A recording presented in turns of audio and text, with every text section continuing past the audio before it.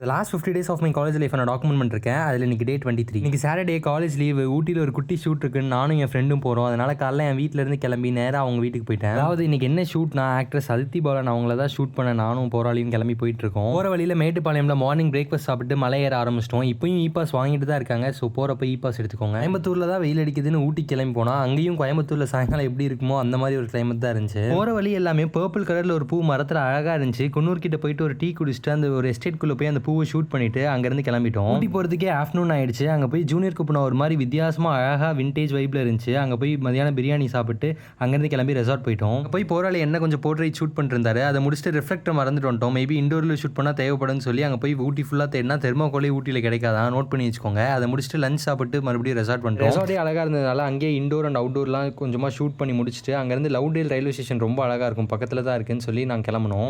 Train timing பார்த்து பக்காவாக டைமிங்க்கு போயிட்டோம். ஆனால் அங்கே போனதுக்கு அவர் தான் ஸ்டேஷன் மாஸ்டர் வந்து சொன்னார், பர் ஹவருக்கு சம்திங் 5000 to 7000 சார்ஜ் பண்ணுறாங்களா ஷூட் பண்ணுறதுக்கு கேமராவில். ஆனால் ஐஃபோனில் ஷூட் பண்ணிக்கலாமா, என்ன கதனே புரியல. இன்னும் நாங்கள் சேட் ஆகல. அங்கே ஆப்போசிட்டில் தெரியுது பாருங்க ஒரு போஸ்ட் ஆஃபீஸ், ரொம்ப விண்டேஜாக அழகாக இருந்துச்சுன்னு சொல்லி அங்கேயே ஷூட் பண்ணி முடிச்சிட்டோம். இந்த ரிட்டர்ன் ஆகிறப்போ இந்த ஃபேமஸ் டீ கடையில் ஈவினிங் சன்செட் பார்த்துட்டே டீயை குடிச்சிட்டு அங்கேருந்து கிளம்பிட்டோம். நைட் வரப்போ ஒரு இடத்துல நிறுத்தி டீ குடிச்சிட்டு நைட் டின்னருக்கு கொஞ்சமாக ஃப்ரூட்ஸ் வாங்கி சாப்பிட்டு அப்படியே வீட்டுக்கு வந்து இன்னைக்கு நாளை முடிச்சாச்சு.